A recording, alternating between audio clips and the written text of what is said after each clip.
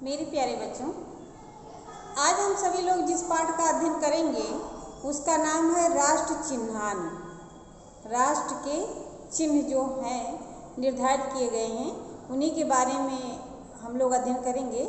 इस पाठ के माध्यम से आपको राष्ट्र के चिन्हों के क्यों निर्धारित किए गए हैं, वो सब किस विशेषता को देखते हुए उन्हें राष्ट्र चिन्ह के रूप में स्वीकार किया गया है, ये सारी बातें आपको अवगत होंगी।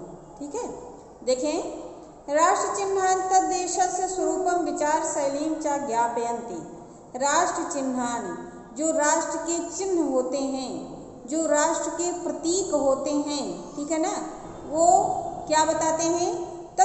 तदुद्देश्य, उनका उद्देश्य होता है तद्देशस्य, उस देश का, तद्देशस्य, उस देश का, स्वरूपम विचार शैलीं च ज्ञापयन्ति, वह राष्ट्र चिन्ह उस देश के स्वरूप को और उस देश की विचार शैली को बताते हैं, वह राष्ट्र चिन्ह। ठीक है, अस्माकम, हमारे भारत देशस्य, भारत देश का राष्ट्र कौन कौन से चिन्ह लिखा गया है?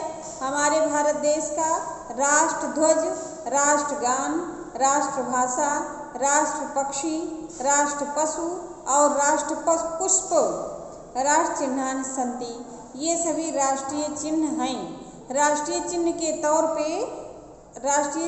तौर पे क्या क्या स्वीकार किया गया है? राष्ट्र ध्वज, भारत का तिरंगा झंडा, ठीक है, राष्ट्रगान, जो प्रार्थना के समय आप प्रार्थना के बाद गाते हैं, जन गण मन, रविन्द्रनाथ टैगोर द्वारा लिखा गया है वो। राष्ट्रभाषा, राष्ट्रभाषा कौन सी है उसे स्वीकार किया गया है। राष्ट्रीय पक्षी मोर है ना, उसे स्वीकार किया गया है। राष्ट्रीय इसी प्रकार से पशु है और पुष्प है। तो ये सभी राष्ट्रीय चिन्ह के तौर पर स्वीकार किए गए हैं। कुछ विशेष एक एक को स्वीकार किया गया है। किसको किसको और क्या विशेषताएं ये आगे बता रहे हैं। अस्माकम राष्ट्रध्वजा त्रिभि वर्णैः संयुक्ता, अस्माकम, हमारा राष्ट्रध्वजा, राष्ट्रीय ध्वज, त्रिभि वर्णैः, तीन रंगों से युक्त, संयुक्त है, तीन रंगों से युक्त है। हमारा राष्ट्रीय ध्वज जो स्वीकार किया गया है उसका यह स्वरूप है, वह तीन रंगों के मेल से बना हुआ है। ठीक है, अस्य ऊपरी भागे, उस झंडे के ऊपरी भाग पर क्या है? ऊपरी भागे पीड़ियक वर्णाः, पीला कलर मतलब ऑरेंज कलर है।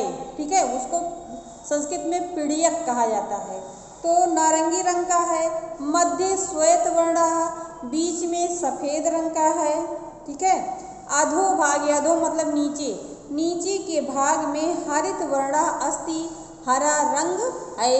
मतलब हमारे भारत के झंडे में ऊपर ऑरेंज कलर, ऊपर जो है वो नारंगी कलर है, बीच में सफ़ेद है और नीचे हरा रंग है।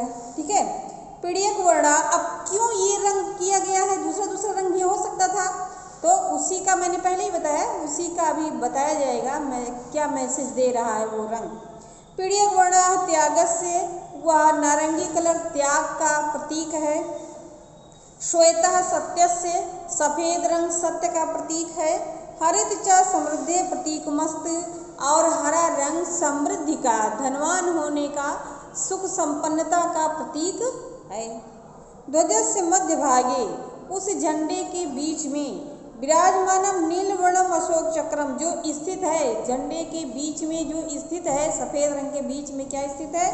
नीलवर्णम, नीले रंग का अशोक चक्रम, अशोक चक्र बना हुआ है। धर्मस्य सत्यस्य अहिंसायाः च द्योतका अस्ति, वो किस चीज़ का प्रतीक है? द्योतक मतलब प्रतीक, धर्म का, सत्य का और अहिंसा का प्रतीक है। जो बीच में अशोक चक्र बना हुआ है वह यह प्रदर्शित करता है कि हमारा देश धार्मिक है, सत्य से युक्त है और अहिंसा का पोषक है। ठीक है, एतस्मिन् चक्रे, इस चक्र में चतुर्विंशति आराः सन्ति, आराह मतलब तीलियाँ, चतुर मतलब चार, विंशति 20, 20 और 4 24 होता है। तो इस चक्र में 24 तीलियाँ लगी हुई हैं, 24 रेखाएं खींची जाती हैं उसमें, उस चक्र में 24 तीलियाँ हैं। ते अस्माकम, और वह तीलियाँ क्या बता रही हैं? वह अस्माकम, हमारे देशस्य, देश के, सततम सततम मतलब लगातार, अहोरात्रम दिन रात, काल गतिम दिन मानम च सूचयंती, दिन रात जो है समय की गति को बताते हैं कि 24 घंटे होते हैं एक दिन में, और वह कैसे हमारे देश के प्राणी उसमें 24 घंटे जो है अपना लगातार उसमें अपनी सफलता के लिए लगे रहते हैं। इस चीज़ का द्योतक है जो उसमें 24 तीलियाँ हैं, वो दिन रात के समय को अवगत कराती हैं। ठीक है। अस्माकं राष्ट्रगानम जनगणमन इति अस्ति। अब पहला आपका राष्ट्रध्वज है, दूसरा है प्रतीक राष्ट्रगान। तो राष्ट्रगान के लिए कह रहे हैं अस्माकं राष्ट्रगानम जनगणमन इति अस्ति, हमारा राष्ट्रगान जनगणमन है। अस्य गानस्य प्रणेता, इस गाने का प्रणेता मतलब जन्म देने वाले अर्थात रचना करने वाले कविवर रविन्द्रनाथ ठाकुर अस्ति, कवि रविन्द्रनाथ ठाकुर जी हैं। रविन्द्रनाथ टैगोर जिसको आप कहते हैं उन्हीं को रविन्द्रनाथ ठाकुर भी कहा जाता है। ठीक।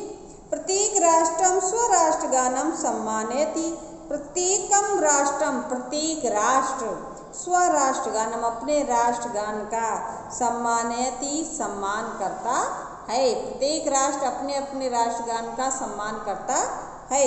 सभा या समापने, तो ये कब प्रयोग किया जाता है, ये कह रहे हैं कि सभा या समापने, जब कोई सभा आयोजित की जाती है और उसकी समाप्ति होती है तो उस समय राष्ट्रगानस्य गानम आवश्यकम अस्ति, राष्ट्रगान का गाया जाना आवश्यक होता है।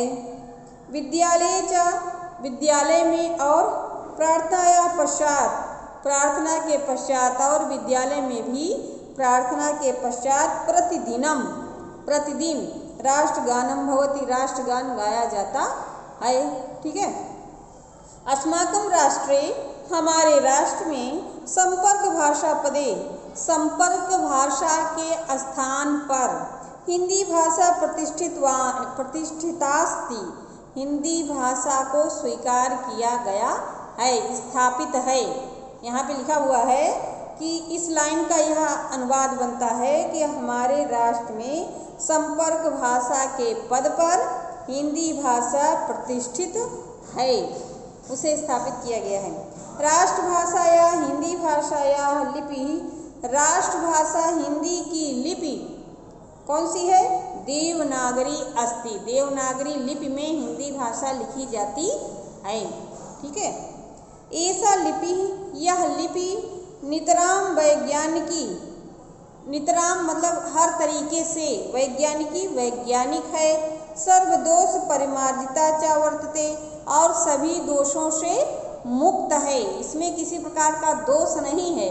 हिंदी की देवनागरी लिपि में किसी प्रकार का दोष नहीं, अर्थात उसमें जो लिखा जाता है वही पढ़ा जाता है और जो बोला जाता है उसको उसी रूप में लिखा जाता है। जो उसके प्रतीक बनाए गए हैं उसमें कोई उसमें समझने की बात नहीं रहती है, जैसा लिखा जाएगा वैसे बोला जाएगा, जो बोला जाएगा वही रूप लिखा जाएगा। तो इसलिए इसको वैज्ञानिक लिपि भी कहा जाता है कि यह वैज्ञानिक तरीके से बनी हुई है, इसको समझने और लिखने में किसी प्रकार की समस्या नहीं है। ठीक है।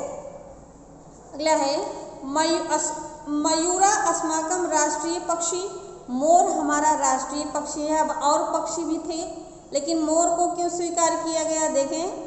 अस्य शिरस्य शिखा वर्तते, इसके सिर पर चोटी होती है, सिर पर देखा हुआ है ना, उसको कहा जाता है हिंदी में कलगी कहा जाता है, तो उसके सिर पर छोटा छोटा ऐसे निकला हुआ रहता है।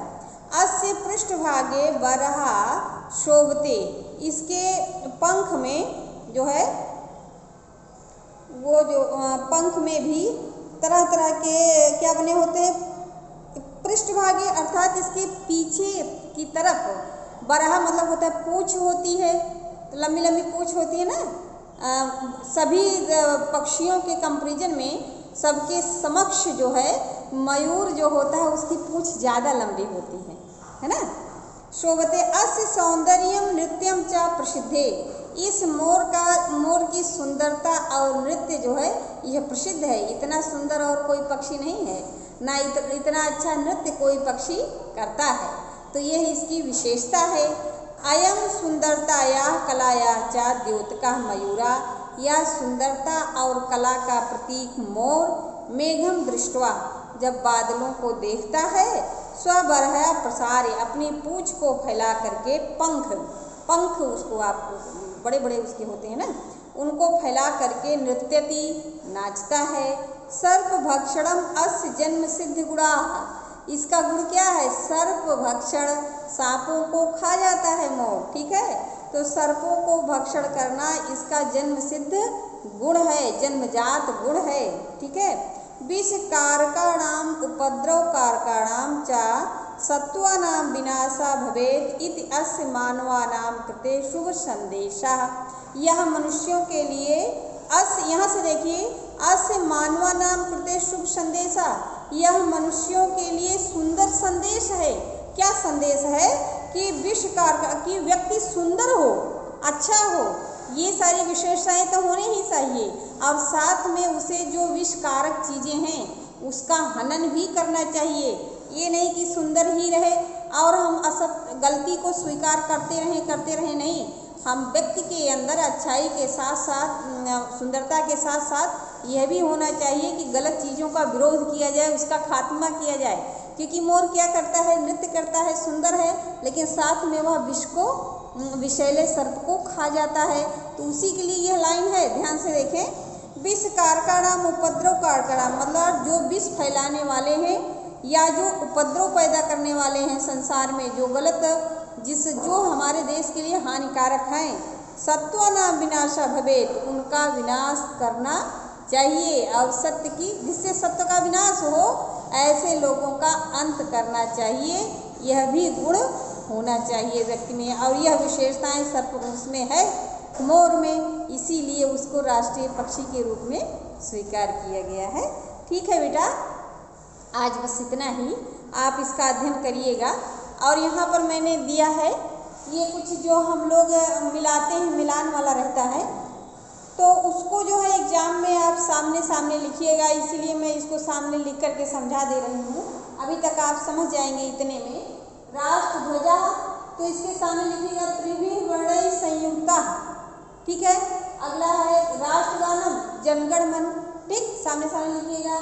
संपर्क भाषा हिंदी, राष्ट्र पशु व्याघ्र, राष्ट्र पुष्पम कमल, ठीक। तो इस प्रकार से सामने सामने एग्जाम में लिखिएगा, और बुक में चाहे मिला लीजिएगा, लेकिन आपको परीक्षा में इसी तरीके से लिखना है। आप अच्छी तैयारी कीजिए। बहुत बहुत धन्यवाद।